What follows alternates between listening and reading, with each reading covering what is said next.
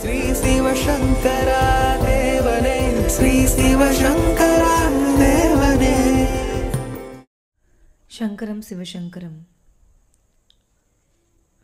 37 ஆண்டுகளாக ஆன்மீகத்தில் இருக்கும் தாங்கள் ஒரு உயர்நிலை ஆன்மீகவாதி மட்டுமல்ல, ஒரு சிறந்த கவிஞர், பேச்சாளர், எழுத்தாளர், கூடவே மிகச்சிறந்த பத்திரிகையாளர். இதுவரை ஆன்மீகத்தில் தாங்கள் எழுதாத அல்லது பேசாத சப்ஜெக்ட் எதுவுமே இல்லை என்று சொல்லும் அளவுக்கு ஆன்மீகத்தில் ஒரு சாதாரண விஷயத்திலிருந்து புரிந்து கொள்ள முடியாத கடினமான ஆன்மீக புதிர்களை பற்றி கூட தாங்கள் பேசியும் எழுதியும் முடித்துவிட்டீர்கள். ஆன்மீகத்தில் தங்கள் அடியவர்களுக்கு இனி சொல்ல வேண்டிய விஷயம் எதுவும் பாக்கி இருப்பதாக தாங்கள் கருதுகிறீர்களா? பல பிறவிகள் எடுத்தாலும் கற்றுக்கொள்ள முடியாத ஆன்மீக விஷயங்களை ஒரு குறுகிய காலகட்டத்தில் தங்களுக்கு தந்தது கூட இறைவனின் வரம்தானா? எமர்சன் ஒரு ஆள் இருந்தார். அவர் சொன்னார், after all I know only one thing, that is that I don't know எனிதிங்னார். எனக்கு தெரிஞ்சதெல்லாம் ஒரு விஷயந்தான், அது எனக்கு ஒன்றுமே தெரியாதுங்கிற விஷயந்தான். கல்வி கரையில் தெரிஞ்சிக்க வேண்டிய விஷயம் எவ்வளவோ இருக்குது. கல்வி கரையில் கற்பவர் நாள் சில. நமக்கு ஆயுசு ரொம்ப கம்மி. மெல்ல நினைக்கின் பிணிபல, அதில் பாதி நாள் வியாதி வந்து தொலைக்குது. ஸோ கல்வி கரையில் கற்பவர் நாள் சில, மெல்ல நினைக்கின் பிணிபல, தெளிதின் ஆராய்ந்து அமைவுடைய கற்பவே பாலுன் குறுகின் தெரிந்து அப்படின்னு நாலடியார் சொல்லுது. பாலையும் தண்ணியும் கலந்து வச்சா பாலை எடுத்துக்கிட்டு தண்ணியை விட்டுருமான்னு பறவை. அந்த மாதிரி நமக்கு எதெல்லாம் யூஸ்ஃபுல்லாக இருக்குமோ, ப்ரொடக்டிவாக இருக்குமோ அந்த விஷயங்கள்லாம் தெரிஞ்சுக்கணும். தேவையில்லாத விஷயத்தெல்லாம் வேஸ்ட் பண்ணாதீங்க டைமு அப்படின்னு அர்த்தம். பரத்வாஜ ரிஷின்னு ஒருத்தர் இருந்தார். அவர் எப்போ பாரு புக்கை படிச்சுக்கிட்டு அதை படிச்சுக்கிட்டு ஞானம் அது இதுன்னு தேடினே இருந்தார். இப்போ இந்திரன் எதிரில் வந்தான். சுவாமி என்ன பண்ணிகிட்ருக்கீங்கன்னு. ஐ ஆம் அசிமுலேட்டிங் நாலேஜ் அப்படின்னா. நீங்கள் எவ்வளோ படிச்சிருக்கேன்தோ இவ்வளோ படிச்சிருக்கேன். நீங்கள் எவ்வளோ படிக்கணும்னு தெரியுமா? தெரியாதுன்னாராம். எப்படின்னா, ஒரு பெரிய மலை அளவுக்கு இருக்குது இவர் படிக்க வேண்டியது. இவர் தலைமையில் கேச்சு உட்காந்துக்கிறார். இப்பயே 86 வயசு ஆகுது, இவ்வளவும் நான் எப்போ தான் படித்து தேர போகிறேன் அப்படின்னார். அதுக்கு அவன் சொன்னான், கண்ணை மூடின்னு உட்காரு அப்படின்னா. இவர் கண்ணை மூடின்னு அப்படியே உட்காந்துட்டார். 12 வருஷம் கழித்த உடனே இவருக்கு எல்லா நாலேஜும் வந்துச்சு. இதெல்லாம் படிக்கவே அது புரிஞ்சிக்க முடியாது, எல்லாமே அப்படியே 12 வருஷத்தில் வந்துச்சு. அதே மாதிரி ஜபாலின்னு ஒருத்தன் தான். ஒரு ரிஷிக்கிட்ட போய் எனக்கு நாலேஜ் கொடுங்கன்னு. போடா அவனுக்கு எதுக்கிடாது, அது எதிரில் ஒரு எருது ஒரு பசுமாடு இருக்குது, இது ரெண்டையும் காட்டுக்குள்ளே ஓட்டின்னு போ, அது எப்போ 1000 ஆகிப்போதோ அப்போ நீ என்னை வந்து பாரு அப்படின்னாரு. ஒன்றும் கேள்வி கேட்கல. ஒரு நாட்டுக்கு ராஜா நான், என்னை போய் மாடு மேய்க்க சொல்கிறியான்னு கோவம் வந்துருக்கணும்ல. அவனுக்கு கோவமே வரல. நேராக அந்த எருதியும் பசுமாட்டையும் ஓட்டுன்னு காட்டுக்குள்ளே போனான். போயிட்டு 12 வருஷம் கழித்து அவன் வரான். 1000 ஆன உடனே எதிரில் அத்தனை தேவர்களும் போய் அவனுக்கு ஆசீர்வாதம் பண்ணுறாங்க. நீ வந்து சொன்ன வார்த்தையை காப்பாற்றினதுனால எல்லா நாலேஜும் இந்த புடி அப்படின்னு சொல்லி மானசீகமாக கொடுத்துட்றாங்க.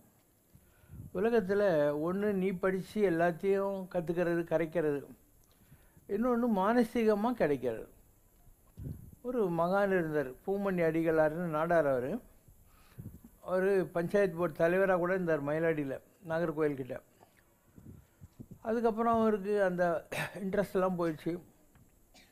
பகவதி பெருமாள் பிள்ளை நாகர்கோயில்கிட்ட இருந்து ஒரு பெரியவர்கிட்ட போய் சிவஞான போதம் சிவஞான சித்தியாரெலாம் கற்றுக்கிட்டார். அண்டு மெட்ராஸுக்கு வந்தார்னா மயிலாப்பூர் கவாலீஸ்வரர் கோயில் குளத்துக்கிட்ட தான் படுத்துக்குவார். அந்த மாதிரிலாம் வருது.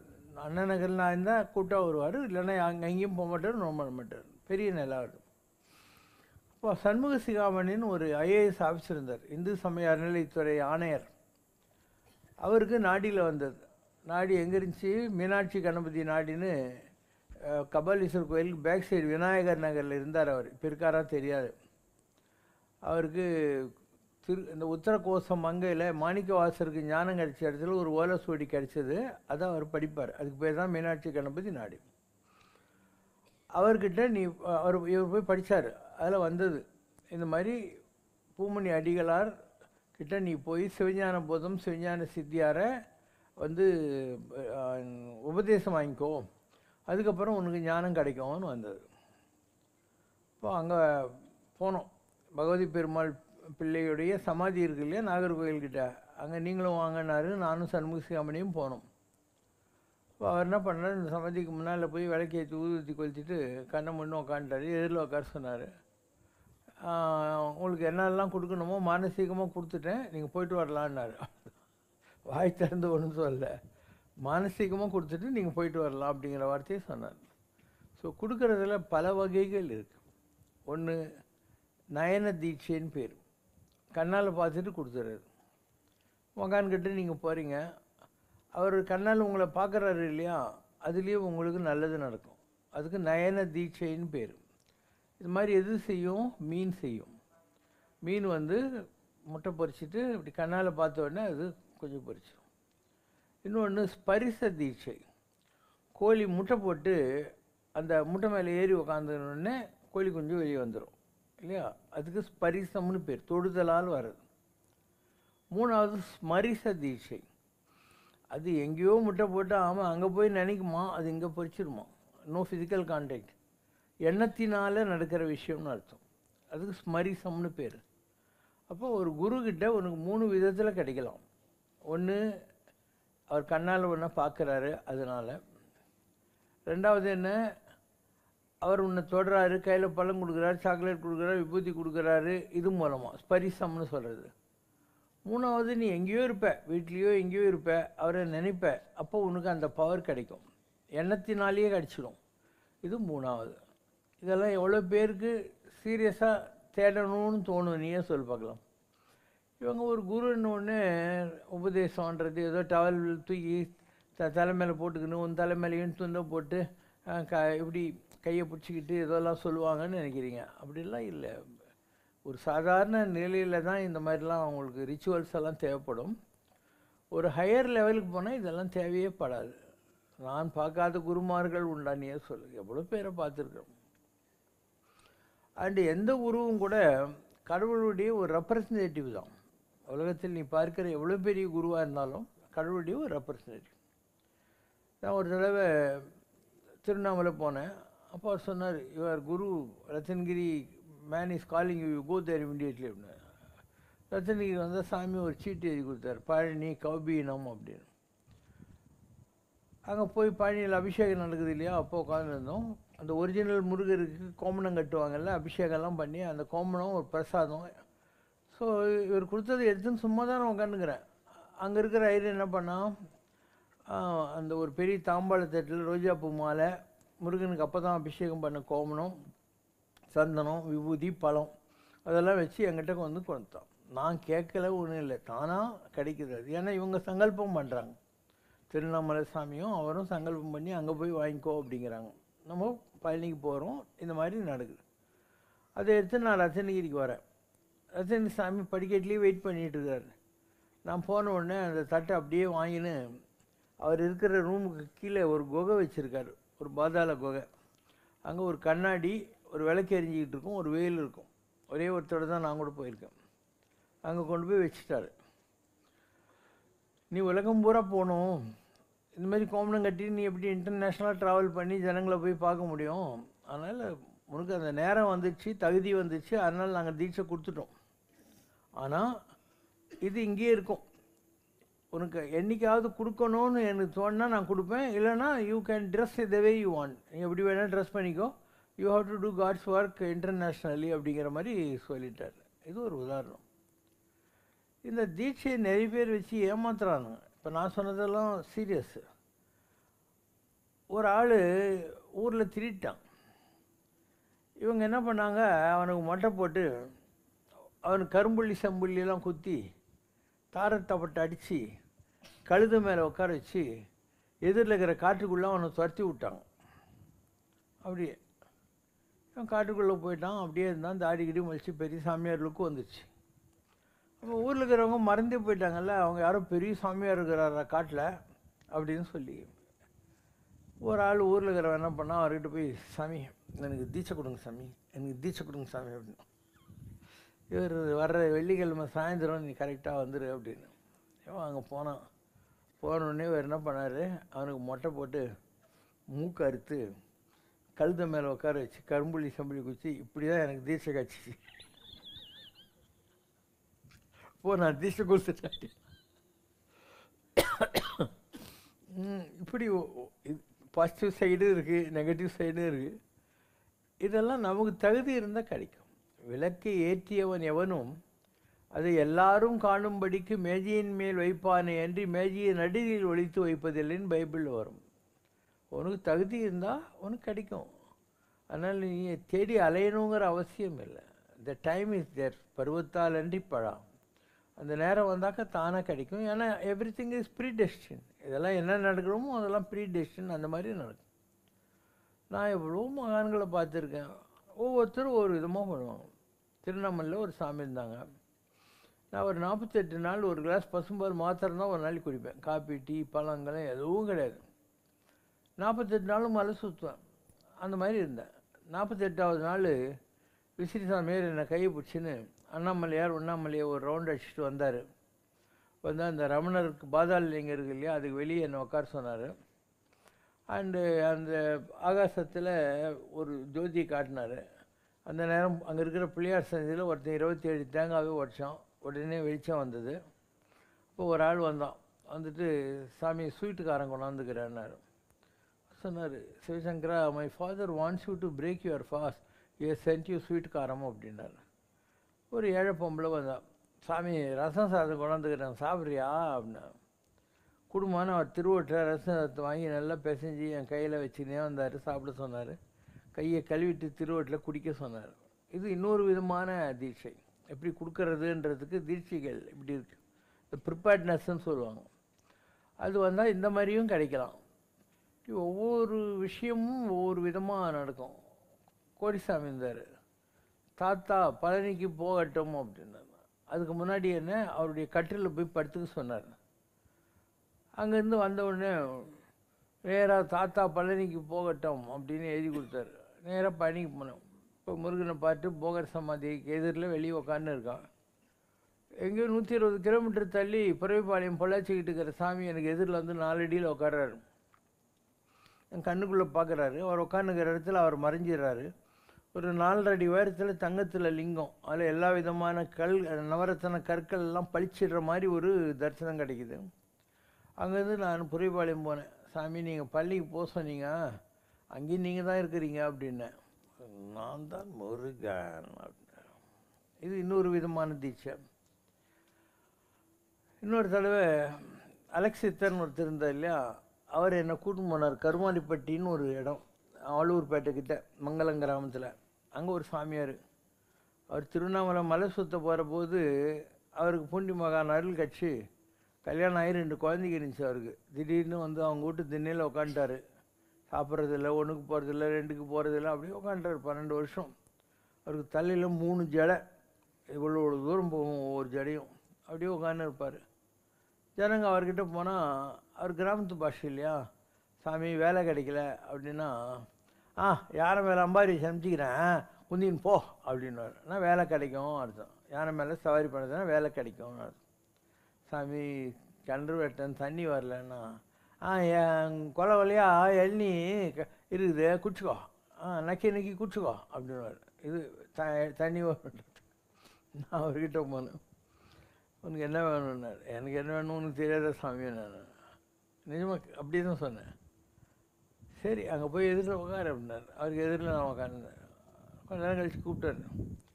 நீ வந்து சிவயோகம் கேட்ட, உன் நெஞ்சத்தில் பஞ்சாமிரத்தை தடை விட்டேன், போய் நக்கி துணுன்னு அப்படின்னாரு.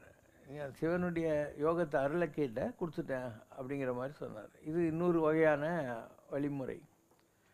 இப்படி ஒவ்வொருத்தரும் ஒரு விதமாக இருக்காங்க. நான் கொடுக்கறது வாங்கிக்கிறது இதெல்லாம் விட்ட குறை தொட்ட குறை இருந்தாக்கா நமக்கு கிடச்சிக்கின்னே தான் இருக்கும். நான் நிறைய மகான்களை பார்த்துருக்கேன். ஒவ்வொருத்தரும் ஒவ்வொரு ரூட்டில் தருவாங்க.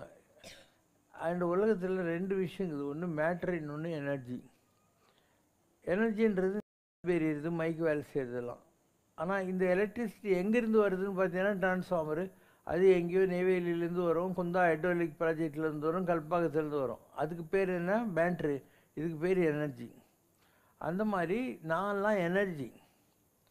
அண்ட் எனக்கு வர வேண்டிய மேட்ரு இல்லையா, அது வேறு இடங்களில் யாரோ ஜென்ரேட் பண்ணிகிட்டு இருக்காங்க. அது நமக்கு வந்து சேரும்.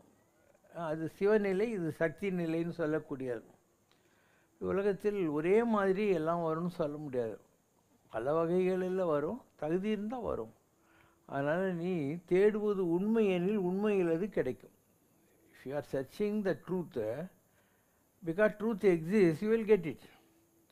தேடுவது உண்மை எனில் உண்மையில் அது கிடைக்கும். அந்த மாதிரி நம்ம எங்கெங்கேயோ தேடுறோம், எப்படி எப்படியோ கிடைக்குது, எல்லாத்தையும் வேடிக்கை பார்த்துன்னு போயின்னே இருக்க வேண்டியதுதான். கிடைக்கிதுன்னு சந்தோஷப்படவும் தேவையில்லை, கிடைக்கலையேன்னு வருத்தப்படவும் தேவையில்லை. வேண்டுதல் வேண்டாமை அப்படிங்கிறது தான். Don't crave for anything. If it is due you will get it. தகுதி உடையவன் எவனும் அவனுக்கு எல்லாம் கொடுக்கப்படும். பைபிள் தகுதி அற்றவனிடத்தில் உள்ளதும் பறிக்கப்படும். If you are not deserving, மட்டும் ஏதாவது இருந்தால் கூட பூர்வ புண்ணியத்தில் பிடிங்கிடுவாங்க, அதை வேறு யாருக்கான கொடுப்பாங்க. உனக்கு தகுதி இருந்தால் உனக்கு எல்லாமே தேடி வரும். எனக்கு ரஜினிகி சாமி ஆரம்ப காலத்தில் எழுதிருந்தார் தான், பொறு தேடி இரு அப்படின்னார், வெயிட் கீப் சர்ச்சிங் அப்படின்னார். அதனால் என் வாழ்க்கையில் எதெல்லாம் நடந்ததோ அவர் சொன்னது எல்லாமே தேடி வரும்னார். அந்த மாதிரி என் வாழ்க்கையில் எனக்கு கிடைச்ச எல்லாமே தானாக நடந்தது தான். நான் I was just flowing with the experiences. I was not craving for anything. என்ன இப்போது சாமி ஆயிடுற நீ, சாமி ஆகிட்டு என்ன பண்ணணும், அது உனக்கு யூஸ் ஆகாது, மற்றவங்களுக்கு தான் யூஸ் ஆகும். நீ ஒரு பேங்க் மேனேஜரு, நீ மற்றவங்களுக்கு தகுதி இருந்தால் லோன் கொடுக்கலாம். உன் பையனுக்கு ஃபீஸ் கட்டுறதுக்கு நாளைக்கு 1 லட்ச ரூபா வேணும்னு எடுத்துன்னு போட்டேன்னா ஒன்று உள்ளே தள்ளிடுவாங்க. அதனால் எந்த ஒரு மகானும் கூட அந்த பவரை மற்றவங்களுக்கு தான் கொடுக்க முடியுமே தவிர அவன் அவனுக்காக யூஸ் பண்ணிக்கவே முடியாது. இதுதான் ஆன்மீகத்தில் இருக்கிற மிகப்பெரிய ரிடில். அவ்வளோ பாடுபட்டு விரதம் இருந்து அங்கே சுற்றி இங்கே சுற்றி ஒரு பவர் வரும், அந்த பவர் உனக்கு யூஸ் ஆகவே ஆகாது. You can give one to others அப்படிங்கிற வார்த்தை சொல்லலாம். அதனால் நிறைய அனுபவங்கள். நானும் 36 வருஷமாக அந்த ஆன்மீக தேடுதலில் எப்பயுமே இருந்துக்கிட்டு தான் இருக்கேன். அண்டு தேடுங்கள் கண்டடைவீர், search you will find it. அதனால் I been waiting for experiences all the time. இப்போ அப்போன்னு இல்லை, எப்போ வேணால் வரலாம். எக்ஸ்பீரியன்ஸஸ் எப்போ வேணால் வரலாம். அது பலவிதமாக வரும்.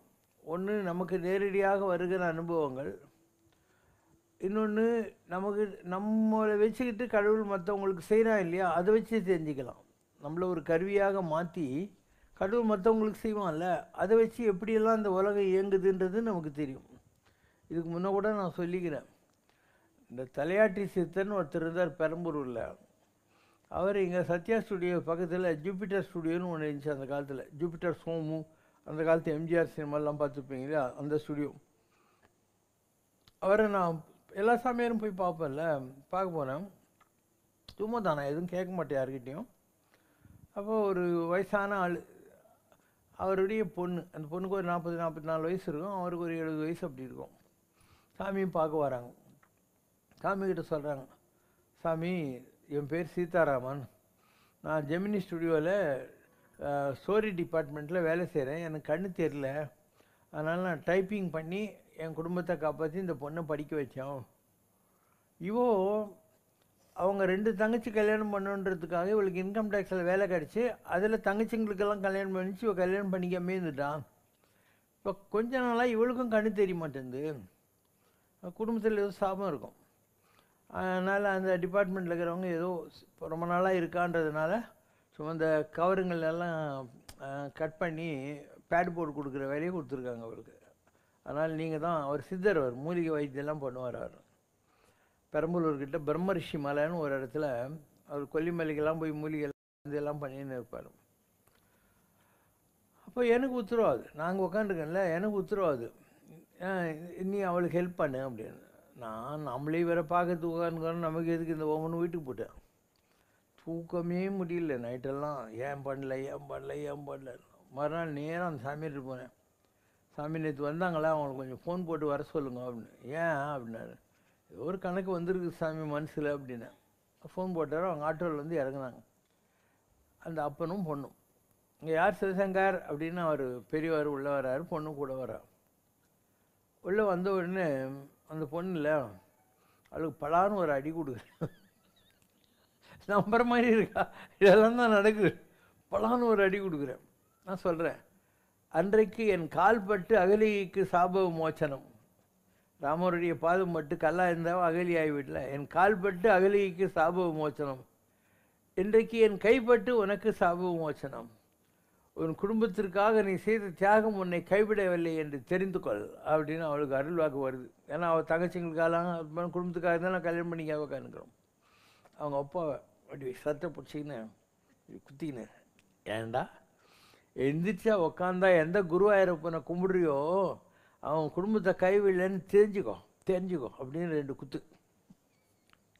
நான் வந்துட்டு அந்த சாமியாருக்கு ஃபோன் போட்டார். சங்கரா, இன்னிலேருந்து உனக்கு ரொம்ப நல்ல பேருப்பா. என்ன சாமின்னு, அந்த பொண்ணுக்கெல்லாம் கண்ணு நல்லா வந்துச்சான். அவங்க ஃபோன் பண்ணி சொன்னாங்க, உனக்கும் வந்து பொண்ணு பையன்லாங்கிறாங்களே, நீ ஏன் ஊராமட்டு கர்மாலாம் வாங்குற அப்படின்னாரு அவர். எனக்கு சொன்னான். நான் சொன்னேன், கர்மா வாங்குறது இல்லை சாமி, கொடுக்கறது இல்லை. உத்தரவாச்சு நம்ம வேணான்னு பண்ணாலையும் விட மாட்டேன்றாங்க, அதுக்காக நம்ம இந்த மாதிரி பண்ணோன்னு. இது ஒரு உதாரணம். அதே மாதிரி நான் மௌன விரதம் இருந்த ஒரு நேரம் சாப்பிடக்கூட மாட்டேன் அப்போல்லாம். அதாவது என்னுடைய விரதம்ன்றது என்னென்னா, ஒரு ரூல் வச்சுடுவேன். ஒரு நாளைக்கு ஒரு கோதுமை சப்பாத்தி சாப்பிட்றது, அவ்வளோதான். வேறு எதுவுமே தொட மாட்டேன். இன்னொரு தடவை வெறும் ஒரு கிளாஸ் பசும்பால் சாப்பிட்றது. இப்படி ஒவ்வொரு தடவை ஒரு விரதம் வைப்பேன். நிறைய விரதங்கள் வச்சுருக்கேன் நான். அப்போ உத்தரவாது 19 2nd main road, Gandhi Nagar, அடையாருக்கு போ அப்படி. நான் எதுக்கு போனாலும் நமக்கு தெரியாது. இந்த இடும்பன் பிரதர்ஸ் பெட்ரோல் பங்க் இருக்குது இல்லையா, அதுக்கு எதிர் சந்து. வீடு கதவு திறந்தது. நான் பாட்டி கிடுன்னு உள்ளே போகிறேன். போனால் ஒரு மண்டபம், அதில் ஒரு 2-3 அடியில் ஒரு பெருமாள், பக்கத்தில் ஸ்ரீதேவி பூதேவி. போன உடனே ஒரு எலுமிச்சம்பழம் கொண்டு வர சொல்லி சைகை காட்டுறேன். அந்த எலுமிச்சம்பழத்தை பெருமாள் பார்த்து வைக்கிறேன். ஒரு பேப்பர் பேனா கொண்டாட சொல்லி எழுதுகிறேன். நீ வாழ்க்கையில் ரொம்ப கஷ்டப்பட்டுட்ட, இன்னிலேருந்து உன் வாழ்க்கையில் எல்லாமே மாறி போயிடும். இந்த பெருமாளுக்கு நீ கூடிய சீக்கிரம் கோயில் கட்ட போகிற அப்படின்னு சொல்லி எழுதி கொடுத்து நான் படி போட்டேன். என்ன ஏது, நான் தான் மௌனத்தில் இருக்கிறேன். எழுதி கொடுத்து போயிட்டேன். 1 மாதம் ஆகிருக்கும். அந்த டைம் வந்து பேச ஆரம்பிச்சிடும். இப்போ அன்றைக்கி உத்தரவாகுது, அந்த வீட்டுக்கு போவோம் அப்படின்னு. அதுதான் ஆட்டுவித்தால் அறுவர் அழாதாரு. என்ன ஏது நமக்கும் தெரியாது. Will be used as an instrument. ஒரு பொம்மைக்கு கியூ கொடுத்து அது ஜிங்னு அடிக்கல, அந்த மாதிரி தான் ஆன்மீகம்.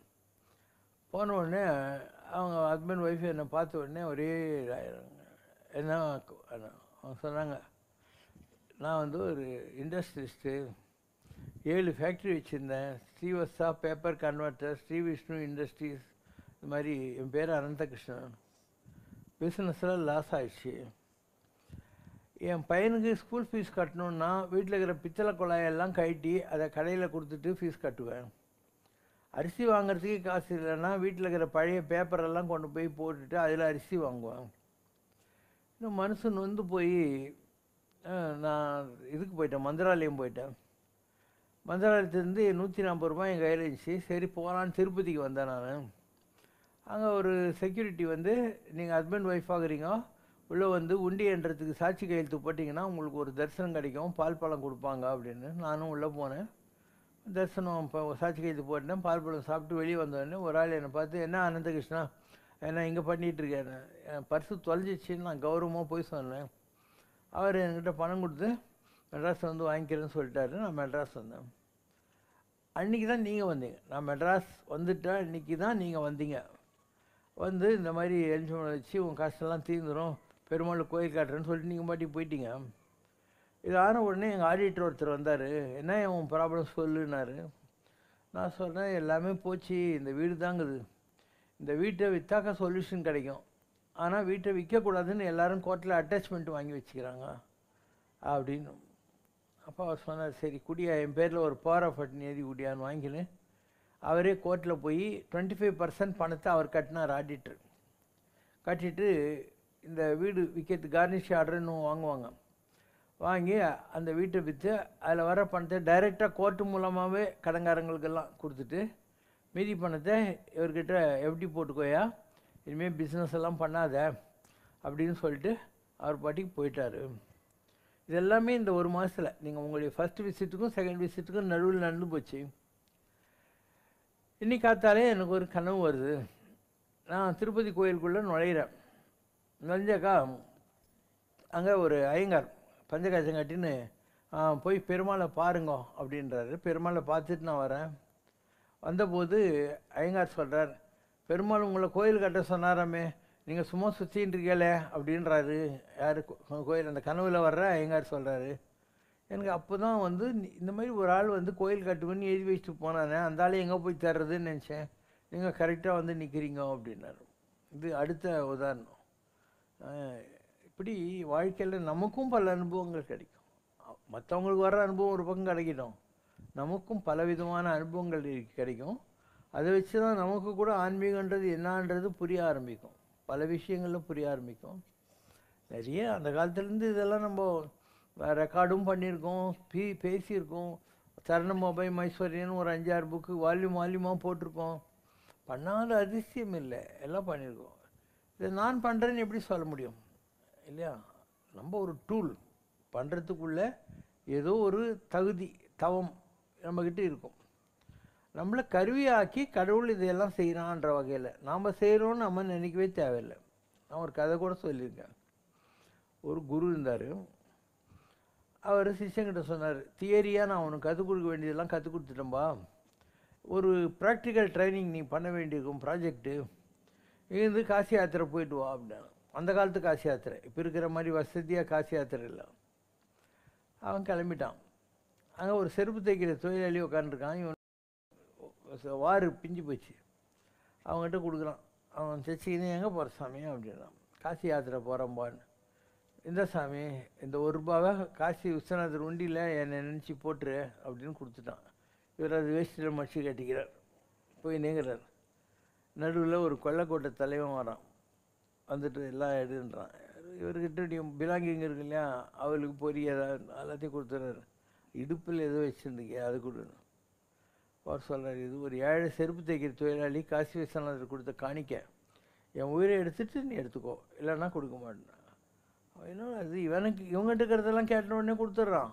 அந்த ₹1 இவன் உயிரையும் கொடுக்குறேன்றானேன்னு சொல்லி, நான் எவ்வளோ கொடுக்கணும் பாருன்னு சொல்லி ஒரு மூட்டை நிறைய பந்துக்குது, போ காசி விஸ்வநாதர்கிட்ட நான் கொடுத்தேன்னு சொல்லி போடுன்னான். போய் நீங்கிறான். காசி கிட்ட வந்துட்டான். அங்கே ஒரு பிரம்ம ராட்சசன், ஒரு பிராமணன் தான் கற்ற சாஸ்திரத்தை யாருக்காவது கற்றுக் கொடுக்காமல் போயிட்டான்னா அவன் ஒரு பிறவி ராட்சசனாக பிறப்பான். அதுதான் பிரம்ம ராட்சசன்றது.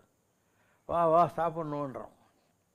இதை சொல்கிறார், என் சாப்பிட்றதில் எனக்கு சந்தோஷம்தான், ஆனால் ஒரு வாரம் எனக்கு டைம் கொடு, நான் நெருப்பு வளர்த்து சத்தியம் பண்ணி கொடுக்குறேன். அந்த ஏழை கொடுத்த காசியும் அந்த கொள்ளைக்கூட தலையும் கொடுத்ததையும் காசி விஸ்வநாதருக்கு கொடுத்துட்டு நான் வரேன் அப்படின்னு சத்தியம் பண்ணி கொடுக்குறான். அவன் நம்புகிறான், ஏன்னா அவனுக்கு சாஸ்திரம் தெரியும் இல்லையா. போயிட்டு போட்டு வராரு. வந்த உடனே அந்த இவர் இருக்கா இல்லையா பிரம்மராட்சஸ், அவங்ககிட்ட வா வா பிரம்மராட்சஸா என்னை சாப்பிடுன்றார். வரவே இல்லை அவன். இவர் அல்றாரு, ஐயோ நான் பண்ணி கொடுத்த சத்தியம் பொய்யாயிடும் போலகுதுன்னு. அவள் எதிரில் ஒரு தேவ புருஷன் வந்து நின்று வேறு கும்பிட்றான். சாமி, நான் தான் பிரம்மராட்சசனாக இருந்தேன், உங்களை காசிக்கு போகிறதுக்கு நான் பர்மிஷன் கொடுத்தேன் இல்லையா, அந்த புண்ணியத்தில் எனக்கு அந்த ராட்சச சரீரம் போயிடுச்சு, நான் பழைய தெய்வ வடிவத்துக்கு வந்துட்டேன் அப்படின்னு கும்பிட்றோம். இவர் அங்கேருந்து போய் நிற்கிறார். யானை மேலே ஒரு பெரிய ராஜா வந்து நிற்கிறான். இவர் பார்த்து உடனே குச்சி, சாமி என்ன தெரியுதா, நான் தான் கொள்ளைக்கூட்ட தலைவன், காசிக்கு உங்ககிட்ட பணம் கொடுத்துட்டு நான் போய் ஒரு மத்தரில் படுத்துருந்தேன், இந்த நாட்டினுடைய ராஜா இறந்து போட்டான்னு யானை மாலை போட்டு என்ன ராஜாவாக்கிச்சு, நான் இப்போ ராஜா இந்த நாட்டுக்கே அப்படின்னு. இவருக்கு இன்னும் சந்தோஷம். அந்த கடைக்காரன் என்ன நான் பார்க்கலாம் செருப்பு தைக்கிறவன்னு பார்த்தா அவன் பெரிய கடை திறந்துட்டு உட்காந்துக்கிறான். இவரை பார்த்த உடனே, சாமி உங்களுக்கு நான் காசி விஸ்வநாதருக்கு அனுப்பிச்ச அந்த இதுக்கு பின்னால் நான் பெரிய பணக்காரன் ஆகி போயிட்டேன், இந்த கடையெல்லாம் நம்மளுக்கு தான் அப்படின்னு. ஒரே சந்தோஷம். நேராக குருக்கிட்ட வந்தார். குருவே, நீங்கள் சொன்ன மாதிரி நான் ப்ராஜெக்ட் முடிச்சிட்டேன், 2 டவுட் எனக்கு. ஒன்று, ஒரு ஏழை செருப்பு தைக்கிற தொழிலாளி பணக்காரன் ஆகிட்டான், நல்லது. ஆனால் ஒரு கொள்ளைக்கூட்ட தலைவன் எதுக்கு ராஜா ஆனான், ஒரு பிரம்மராட்சசன் எதுக்கு தேவபுருஷன் ஆனான் அப்படின்னு. இவர் சொல்கிறார், மேலேருந்து கடவுள் எல்லாத்தையும் பார்த்துன்னுக்கிறாரு, ஏதாவது ஒரு நல்ல விஷயம் எந்த பாவியாவது செஞ்சு தொலைக்க மாட்டானா, அவனுடைய புண்ணியத்தை கொடுத்து அவனை உருப்பட வைக்கலாமேன்னு கடவுள் வெயிட் பண்ணின்னுக்கிறான். ஸோ அந்த கொள்ளைக்கூட்ட தலைவன் அந்த மூட்டையை கொடுத்து காசி விஸ்வநாதர் கொடுத்தான் இல்லையா, அதில் அவனுக்கு புண்ணியம் காய்ச்சிச்சு. அந்த நாட்டில் திருட்டு பையன் இல்லாமல் இருக்குன்னா என்ன பண்ணணும், திருடனையே வந்து ராஜா ஆக்கிடணும், ஏன்னா அவனுக்கு எல்லா திருடங்களையும் தெரியும். அதனால் அந்த புண்ணியத்தை கொடுத்து அவனை ராஜா ஆக்கிட்டார். காசிக்கு போகிறவங்களுக்கெல்லாம் அந்த பிரம்மராட்சசனால் தொந்தரவு, அவன் உன்னை காசிக்கு போக விட்ட புண்ணியத்தை கொடுத்து அவனை பழைய சாபத்தை போக்கி தெய்வ வடிவம் கொடுத்துட்டாரு. அதனால் காசிக்கு போகிறவங்களுக்கு இன்னும் ப்ராப்ளம் இருக்காது. ரொம்ப சந்தோஷமாக இருக்குது சாமி. ஒரே ஒரு டவுட்டு என்னன்னா, என்னை வச்சு ஒரு ஏழை செருப்பு தைக்கிற தொழிலாளி பணக்காரன் ஆகிட்டான், ஒரு கொள்ளைக்கூட தலைவன் ராஜா ஆகிட்டான், ஒரு பிரம்மராட்சசன் தெய்வன் ஆகிட்டான். இவ்வளோவெல்லாம் பண்ணியிருக்கிறேனே, இது எனக்கு என்ன லாபம் அப்படின்னா, அது குரு சொன்னாராம், இதுக்கு முன்னால் உனக்கு தியரி தான் கடவுள்னு ஒருத்தர் இருக்கான்ட்டு தெரியும், இப்போ பாரு நிஜமாகவே கடவுள் ஒருத்தர் இருக்கான்னு தெரிஞ்சிச்சு, மேலேருந்து எல்லாத்தையும் பார்த்துன்னுக்கிறான்னு தெரிஞ்சிச்சு.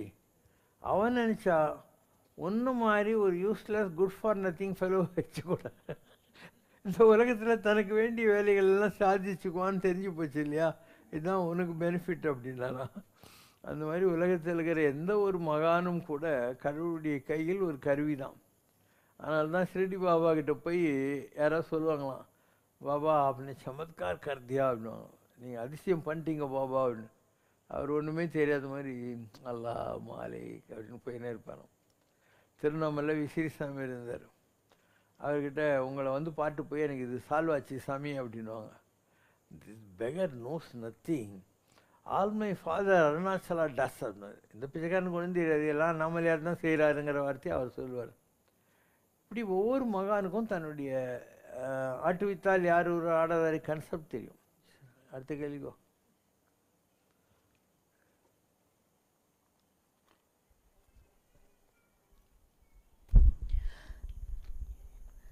இன்னார்க்கு இன்னாரை திருமணம் செய்ய பெரியோர்களால் நிச்சயித்த வண்ணம் என்றுதான் திருமண பத்திரிகைகளில் பொதுவாக அச்சடிப்பது வழக்கம். ஆனால் சில திருமண பத்திரிகைகளில் கன்னிகாதானம் செய்து கொள்வதாக, பாணி கிரகணம் செய்து கொள்வதாய் என்று வார்த்தைகள் அழைப்பிதழில் பயன்படுத்தப்படுகின்றன. கன்னிகாதானம், பாணி கிரகணம் என்ற இந்த வித்தியாசமான சொற்றொடர்கள் பயன்படுத்தப்படுவதன் காரணம் என்ன? இன்னாருக்கு இன்னார் என்று எழுதி வைத்தானே இறைவன் நன்றுன்னு கண்ணதாசன் சினிமா பாட்டு ஒன்றுது. அதனால் நீ நினச்சி ஒரு கல்யாணம் நடக்கிறது இல்லை, இதெல்லாம் ஏதோ ஒரு பிறவியினுடைய விட்டுக்குறை தொட்டக்குறையில் தான் இந்த கணவன் மனைவி இதெல்லாம். இன்னொரு சினிமா பாட்டு கூடாது, மனைவி அமைவதெல்லாம் மனைவி அமைவதெல்லாம் இறைவன் கொடுத்த வரம், மனது இருந்தும் என்ன. சரி சரிங்க. ஸோ இதெல்லாம் நம்ம நினைப்போம், அதாவது இப்படி இருக்கணும் மனைவி, இல்லை இப்படி இருக்கணும் கணவன்லாம் நினைக்கிறோம். நம்ம கற்பனை குதிரையை ஓட்டியிருப்போம், ஒரு அரவிந்த் சாமி நமக்கு ஹஸ்பண்டாக வரணும்னு. கடைசியில் அழுகு சாமி வந்து தொலையும். நம்ம ஒரு ஸ்ரீதேவி யாரோ வரப்போகிறது மனைவியாக நினச்சின்னு இருப்போம். கடைசியில் ஏதோ ஒரு அந்த அழுக்காணின்னு ஒரு கேரக்டர் வரும் தலையில் இப்படிலாம். இதெல்லாம் வந்து ஏதோ ஒரு பேலன்ஸ், போன ஜென்மத்தினுடைய விட்டுக்குறை தொட்டுக்குறை தான் இந்த கணவனும் மனைவி. நாட் ஒன்லி கணவன் மணி, பிள்ளைங்க அப்பா அம்மா இதெல்லாம் கூட அப்படி வர்றது தான். முன்னர் நம்ம திச்சையினால் பிறந்தவும் இல்லை, முதல் இடைக்கடை நம் வசத்தில் இல்லை, எதுவும் நம்ம கையில் இல்லைப்பா, ஏதாவது போக்கில் தான் நடக்கும். என்ன பண்ணுற? திருப்பதி வெங்கடாச்சலபதியிடம் சென்று யாரும் முக்தியை யாசிப்பதில்லை, மாறாக பக்தர்கள் வேண்டும் லௌகீக அபிவிருத்தியைத்தான் அவர் வாரி வழங்குகிறார். அதனால்தான் அங்கு அவ்வளவு கூட்டம். பற்றற்ற நிலையில் பிறவித்தலையில் இருந்து விடுபடுவதே மனித பிறவியின் இறுதி நோக்கமாக இருக்கும்போது, தாங்களே திருப்பதி ஏழுமலையானாக இருக்கும் நிலையில் அடியவர்கள் தங்களிடம் வேண்டும் லௌகீக அபிவிருத்தியை அவர்களுக்கு கொடுத்து அவர்களிடம் லௌகீக நாட்டத்தை அதிகரிக்கச் செய்வதன் காரணம் என்ன? லௌகீக நாட்டத்தை ஏற்படுத்துவதில் அபிவிருத்தி செய்வது அல்ல நோக்கம், அது இல்லை நோக்கம். அவங்களுக்கு ஏதோ ஒரு வகையில் அவங்க நம்மக்கிட்ட வந்தால் தான் அவங்களுக்கு ஏதாவது நல்லது பண்ண முடியும். இப்போ புட்டபர்த்தி பாபா இருந்தார், அவர் மெட்டீரியலைஸ் எல்லாம் பண்ணிகிட்டு இருந்தார், சித்துக்கள்லாம். அப்போ அவரே சொல்லியிருக்காரு, இதெல்லாம் ஒன்றும் லாபம் இல்லை இந்த மாதிரி பண்ணுறதெல்லாம். எப்படி ஒரு தொம்பரை கூத்தாட்டி டும்மு டும்முன்னு அடிச்சு இப்போ லேகியம் குடிக்க போகிறேன்னு கட்டாய வச்சு ஆட்டிக்கின்னு இருப்பான். அப்போ ஜனங்க கூட்டம் வருவாங்க. அந்த மாதிரி என்கிட்ட ஜனங்களை வர வைக்கிறதுக்காக இந்த வேலையை நான் செய்கிறேன், இந்த சித்துக்கள் மெட்டீரியல் பண்ணுறது, விபூதி கொடுக்குறது, பொம்மை கொடுக்குறது, வாட்ச் கொடுக்குறதெல்லாம். அவன் வந்தப்புறம் அவனை நீ பூஜை பண்ணு, அது பண்ணு, இது பண்ணு, உருப்பட வைக்கிறதுக்கான முயற்சிகளை செய்கிறேன் அப்படின்னு அவர் சொன்னார். இது அவருடைய அப்ரோச். சிவசங்கர் பாபா கூட ஏன் வந்து இந்த இன்ஸ்டிடியூஷனலைஸ் பண்ணுறாரு அப்படின்னா, நம்ம எங்கேயோ காட்டில் போய் உட்காந்துட்ருக்கோம், இல்லை லிங்கச்செட்டி சாமியும் திண்ணில் உட்காந்துக்கிறோம்னாக்கா மக்களுக்கு தெரியாது இல்லையா? அது ஒரு காரணம். ரெண்டாவது, என் ஜாதகம் நல்லா இருக்குது, எனக்கு இதெல்லாம் அமையும், தானாகவே அமையும், நான் எங்கே போனாலும் இதை விட பெருசாக பண்ண முடியும், நான் 100 தடவை சொல்லிட்டேன். அப்போது வர்ற ஜனங்களுக்கு எல்லாம் என் விருந்தாளி, நீங்கள்லாம் அதித்தி தேவோ பவ, விருந்தாளி தெய்வம். அதனால் வர்றவங்களுக்கு கொஞ்சம் வசதியாக உட்கார வைக்கணும், அவங்களுக்கு ஒரு ஆம்பியன்ஸ் கொடுக்கணும், சாப்பிட்றதுக்கு ஏதாவது கொடுக்கணும். இதெல்லாம் வந்து ஒரு சாமானிய மானுஷ தர்மங்கள். ஸோ அதை செய்யறதுக்காக ஒரு இன்ஸ்டிடியூஷனலைஸ் பண்ணோம். ஏன்னா என் வேலையே தான். ஒவ்வொருத்தருக்கும் ஒரு வேலை நான் சொல்லியிருக்கேன். காஞ்சி பெரியவருக்கு வேத சம்ரட்சணம், எனக்கு வந்து ஜனங்கக்கிட்ட தான். அருட்சேவை வழி மார்க்கத்தினாலே நிறைந்தனல் பெருமைதனை நிலவகத்து படைக்க அருளாக எழுந்தனல் மாதவனே தான். நிறைய மாதவன் செஞ்சவன் நீ. சேவை வழி மார்க்கம், மக்களுக்கு சர்வீஸ் பண்ணுறதுக்காக நீ அருளோடு வந்திருக்க உலகத்துக்குன்னு என்னை பற்றி வரும். அதனால் அதை ஒழுங்காக செய்யறதுக்காக தான் இவ்வளோ பெரிய இன்ஸ்டிடியூஷன் பண்ணேன். அண்ட் இந்த same way I been developing. Mannadi டேஸ்லேருந்து ஆரம்பித்து பெசநகர்லேருந்து நீலாங்கரையிலேருந்து இப்போ வரைக்கும் அதே ரூட்டில் நம்ம டெவலப் பண்ணினே போகிறோம். Because I am a corporate god or god man, I don't want to beg or borrow. அதனால் பேங்க்கில் ₹1 கூட கடன் வாங்கினதே கிடையாது. நம்ம பணம் தான் பேங்க்கில் இருக்கும். இன்ஃப்ராஸ்ட்ரக்சருக்கு பஞ்சம் இல்லை. பூஜை பண்ணுறவங்க, பெருக்கிறவங்க, மொழுகிறவங்க எல்லாம் நீங்களே தான், பரிமாறுறவங்க நீங்கள் தான், ஒன்றுமே ப்ராப்ளம் இல்லை. இதெல்லாம் இப்படி நடக்குது, சங்கல்ப மாற்றத்தான் நடக்குது. மைண்டில் நம்ம இது நடக்கணும்னு நினச்சா அது நடந்தே தீரும். அதனால் சங்கல்ப மாத்திரத்தில் நடக்கும். நம்ம எதுவும் ஸ்ட்ரெயினே பண்ணிக்கிறது இல்லை. இதுக்கு காரணம் என்னென்னா ஜாதக விசேஷம் தான். என் ஜாதகம் நான் சொல்லியிருக்கேன், ரொம்ப பவர்ஃபுல்லான ஜாதகம். அதனால் எது நினச்சா அதெல்லாம் நடக்கும். நான் பிச்சைக்காரனாக இருக்கவே முடியாது என் ஜாதகப்படி. எப்பயுமே இப்படி தான் வசதியாக இருப்பேன், பணக்காரனாக தான் இருப்பேன். நான் சொல்லிட்டேன். சமர்த்த ராமதாசர்னு ஒரு பெரிய மகான் இருந்தார். அவரே ஆஞ்சநேய ரூபந்தான். சத்ரபதி சிவாஜிக்கே குரு. அவர்கிட்ட நிறைய சிஷ்யங்க இருந்தாங்க. அதில் எல்லோரும் காவி கட்டின்னு சுற்றின்னு இருப்பாங்க. அதில் ஒரு ஆள் இருந்தான், அவன் பேர் ரங்கநாத கோஸ்வாமி. அவன் மாத்திரம் நல்லா வயிற கடுக்கன்னு போட்டுன்னு பட்டு பீதாம்பரெல்லாம் போட்டுட்டு இருப்பான். மற்றவங்கெல்லாம் போய் குருக்கிட்ட சொன்னாங்க, பாருங்கள் நாங்கள்லாம் இப்படி இருக்கோம், அவன் இப்படி இருக்கான்னு. அப்படியே பண்ணுறான். அவனை நாளைக்கு கோமணம் கட்டின்னு நடுரோட்டில் உட்கார சொன்னார் குருன்னு சொல்லுன்னு. குரு சொல்லிட்டாருல்ல அப்படின்னு இவன் கோமணம் கட்டின்னு போய் உட்காந்துட்டான் நடுரோட்டில். சிப்பாய் பார்த்துட்டு சிவாஜி மகாராஜிக்கிட்ட போய் சொல்கிறான். சிவாஜி பட்டு பீதாம்பரம்லாம் தாம்பாளத்தில் வச்சுன்னு வர்றான்.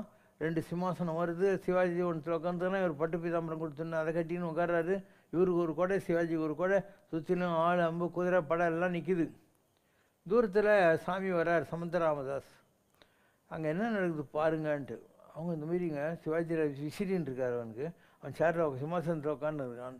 பார்த்தீங்களா, நீங்கள் கோமணம் கட்டி உட்கார வச்சா கூட அவன் சிம்மாசனத்தில் ராஜா பேசுகிற அளவுக்கு அவனுக்கு ஜாதகம் இருக்கா இல்லையான்னு சொல்லி சொன்னாரான். அந்த மாதிரி சில பேருக்கு ஜாதகம் அமையும், சில பேருக்கு தான் அமையும், எல்லாருக்கும் அமையும்.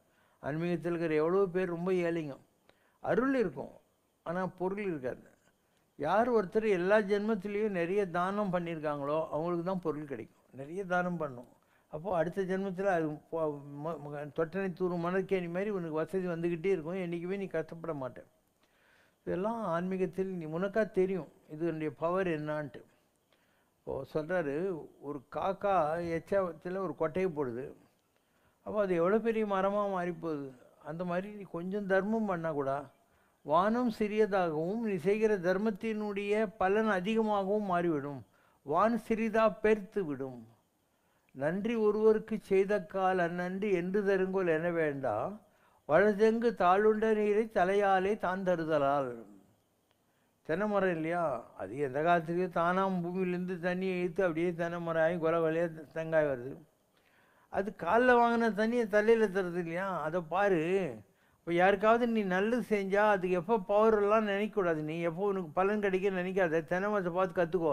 நீ பாட்டுக்கு நல்லது பண்ணிக்கிட்டே போ, அதெல்லாம் தானாக வரும்ன்ற மாதிரி சொல்லுவாங்க. ஒரு மீன்கார பொம்பளையை கூட்டின்னு வந்தான் ஒருத்தன், நல்லா பணக்காரன். அவளும் வந்து எரிச்சின்னு போகிறான். 4 நாள் என்ன பண்ணுறதுன்னு தெரியல. அப்போது ஒரு ஐடியா கேட்டான், என்ன பண்ணலான்ட்டு. ஃப்ரெண்டு சொன்னேன், இந்தமாரி பண்ணு சரியாக வரும்னு சொல்லிட்டு. ஸோ ஒரு 2-3 கூடை நிறைய மீன் வாங்கியாந்து அவள் படுத்துக்கிற ரூமில் எல்லா இடத்துலையும் வச்சுட்டாங்க. அந்த மீன் வாசனை வந்தால் தான் அவளுக்கு சாப்பிடவே தோணுது, இல்லைன்னா அவளுக்கு சாப்பாடு பிடிக்கிறது இல்லை, பழகிடுச்சு அவளுக்கு. இந்த மாதிரி வாழ்க்கையில் லோகோ பின்ன ருசின்னு வாங்க. ஒவ்வொருத்தருக்கு ஒரு ஒரு ஸ்டைல் ஆஃப் அப்ரிங்கிங் இருக்குது. அந்த அந்த ஸ்டைலில் தான் அவங்க லைஃப் நடக்கும். நீ மாற்றலாம் நினச்சேன்னா முடியவே முடியாது. அதனால் பாடுங்க. ஞானமூர்த்தினி உதார கீர்த்தினி நீ நீ ஞானமூர்த்தினி பிராணதார்த்தினி பிரபஞ்ச சக்தி நீ தேவதூதன் நீ என்னை தேடி வந்தாய் நீ நீ நீ ஞானமூர்த்தினி உதார கீர்த்தினி நீ நீ ஞானமூர்த்தினி ஆட்டி வைத்தாய் நீ உடன் நாட வந்தாய் நீ கூட்டி வைத்தாய் நீ எம்மில் குலவுகின்றாய் நீ மீட்டி விட்டாய் நீ இசை மேவி நின்றாய் நீ மனம் வீழ்த்தி விட்டாய் நீ எம்மை வெற்றி கொண்டாய் நீ நீ நீ ஞானமூர்த்தினி குறை ஒன்றுமில்லை மறைமூர்த்தி கண்ணா குறை ஒன்றும் இல்லை கண்ணா குறை ஒன்றுமில்லை கோவிந்தா. ஞானமூர்த்தினி உதார கீர்த்தினி நீ நீ ஞானமூர்த்தினி பிராணதார்த்தினி பிரபஞ்ச சக்தி நீ தேவதூதன் நீ என்னை தேடி வந்தாய் நீ கூட்டி வைத்தாய் நீ எம்மில் குலவுகின்றாய் நீ மீட்டி விட்டாய் நீ இசை மேவி நின்றாய் நீ மனம் வீழ்த்தி விட்டாய் நீ எம்மை வெற்றி கொண்டாய் நீ நீ ஞானமூர்த்தினி ஞானமூர்த்தினி உதார கீர்த்தினி நீ நீ ஞானமூர்த்தினி பிராணதார்த்தினி பிரபஞ்ச சக்தி நீ தேவதூதன் நீ என்னை தேடி வந்தாய் நீ கூட்டி வைத்தாய் நீ எம்மில் குலவுகின்றாய் நீ நீ ஞானமூர்த்தினி குறை ஒன்றுமில்லை மறைமூர்த்தி கண்ணா குறை ஒன்றும் இல்லை கண்ணா